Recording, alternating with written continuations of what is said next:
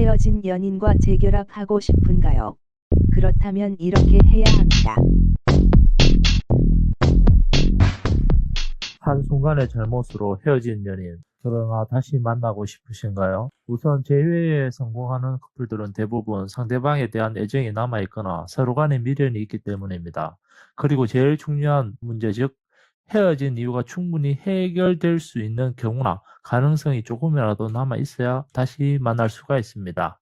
헤어진 이유가 경제적인 것이나 단순히 실적나서 싫다고 한다면 다시 재회하기는 쉽지가 않죠. 반대로 상대방이 문제라면 그 부분을 이해하거나 일부 인정해야만 다시 이루어질 수가 있습니다. 지금 당장 헤어진 이유가 뭔지, 해결할 수 있는 문제인지부터 생각해 보세요. 그럼 어느 정도 해결할 수 있다는 가정하에 계속해 보겠습니다. 첫 번째, 서로가 자주 싸우고 어느 정도 지친 상태라면 일정 기간 떨어져 있는 시간이 필요합니다. 서로 지치고 감정 소비를 많이 해 힘든 상태라면 더욱 강요하듯이 재결합을 요구한다는 건 맞지가 않는 거죠. 상대의 마음은 더욱 멀어져 버릴 겁니다. 잠시 시간을 두거나 대화를 할 수 있는 분위기를 만들어 놓고 이제 그렇게 하지 않을게 또는 우리 이제 바꿔보자 라는 등의 본인의 강한 의지를 비춰주고 상대방을 감동시킬 수 있게 행동으로 보여줘야 합니다. 예를 들어 자주 연락하지 않아서 말다툼 끝에 헤어졌다면 앞으로 하루에 3번 이상은 연락을 하겠다. 혹시 연락을 빠뜨리거나 성의가 없다면 벌금을 10,000원씩 내겠다. 이런 식으로 적극성과 노력이 함께 한다면 재회할 확률도 높지 않을까요? 두 번째, 상대방의 대화를 충분히 들어줘라.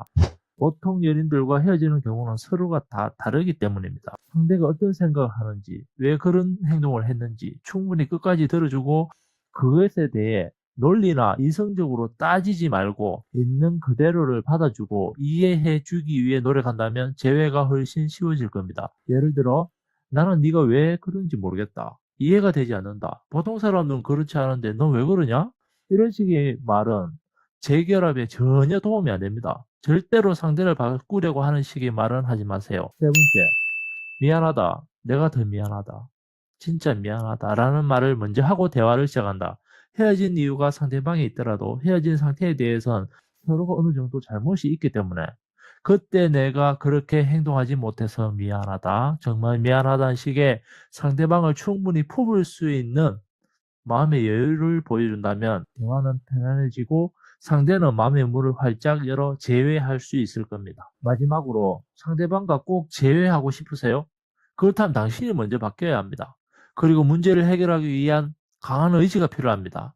자존심을 버리세요. 그녀에게 표현하세요. 그리고 연락하세요. 그리고 말하세요.